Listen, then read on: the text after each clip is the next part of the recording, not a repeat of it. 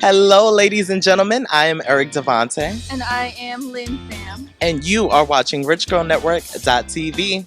So we're here at the Los Angeles Latino International Film Festival. That's right, and it feels so good to be back to the streets. I've missed you so much. We are so excited to be here today because we get to speak to the filmmakers, actors, directors, and writers of all the amazing films that you will be seeing today at the Los Angeles International Film Festival.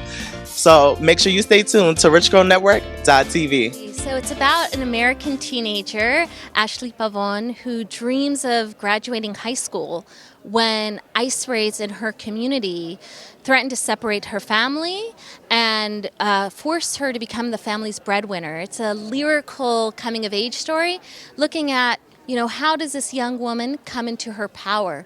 She's a farm worker, a factory worker, and a high school student with a grueling work schedule and really trying to realize her dreams. So I had met Ashley when she was 15.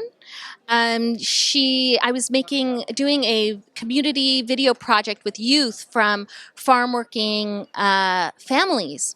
And Ashley was one of these youth, and she just really stood out as a young woman who cared not only about in bettering her life, but in bettering the life of her community.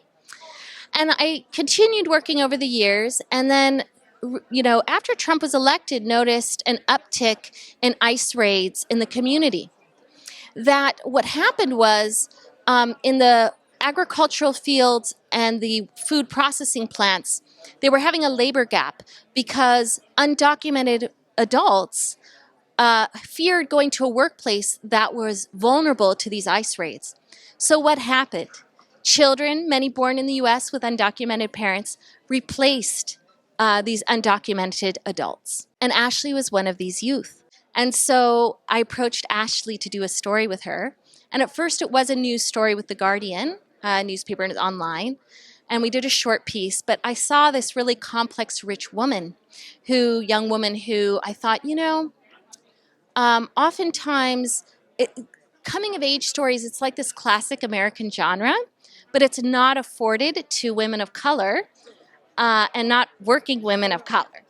So instead of having Ashley be like a stand-in for a social issue, I wanted to have her as a full person, a complex teen who is navigating, all these decisions as she has her own goals and dreams and the kinds of obligations and barriers, and how does she navigate this? That's really what inspired me to want to follow this story.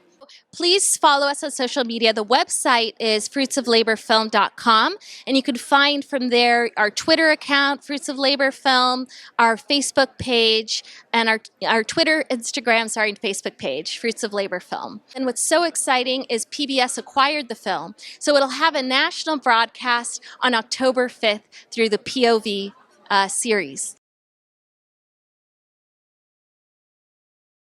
Main thing on this show, it's kind of about like generational trauma and how it passes through and it stays with the family, and then a lot of it is about like spousal abuse and how it infects later generations, and so it's kind of facing that, and the monster kind of represents that. So, it's a drama. We want the audience to feel freaked out, and but then feel it at a deeper level too, Yeah, so it transcends just the horror genre, The scariest monsters come out of real life events. Man, I don't think I can top that. That was like the perfect answer. For me, so the question was when I was looking at the script, what did I want to bring to the audience? First of all, everything she said. And then I think just trying to figure out how to approach animation in that sort of way to make sure that you can kind of bring... Live action is just so good at having these horror elements and just kind of scaring people with these just this certain kinds of pacing and certain kind of camera movements, and so I think we spent a lot of time talking about how we wanted to, like, what movies we were inspired by and what we wanted to think about how we wanted to bring a little bit of a live action element into this animation world. I've always been a horror fan, but this was for at least like putting it together was I've always worked in comedy, so it was like a real adjustment to work with the horror. But I'm a huge horror fan, so normally our comedy scripts are really jam packed and there's no time.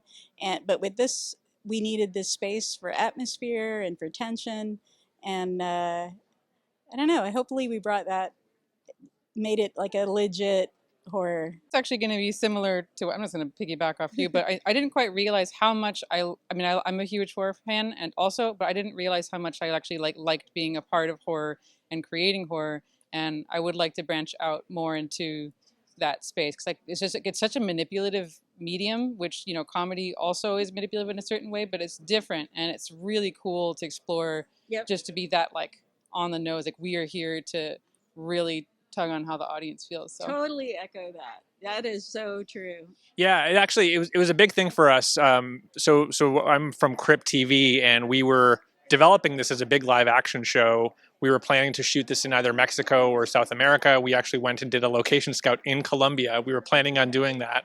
The scripts had been written with that in mind. And then COVID hit and international travel shut down. And so we realized we couldn't do it that way. And we sort of felt that we might be stuck with the project. We might not be able to move forward with it. But as we discussed it, we creatively came up with this idea of what if we tried doing this in animation? We as a company had never done animation before, but we thought it'd be a really interesting experiment. And it ended up, I think, actually creatively being better for the project, because we were able to do some of the scares and some of the ghost spirit things in visual ways that you could not do in live action. So I'm actually a very, very big fan of how it ended up. Yeah, that's really nice to hear. So what elements do you think you were able to bring into animation that you would not be able to do if it was live action? Yeah, it's a good question.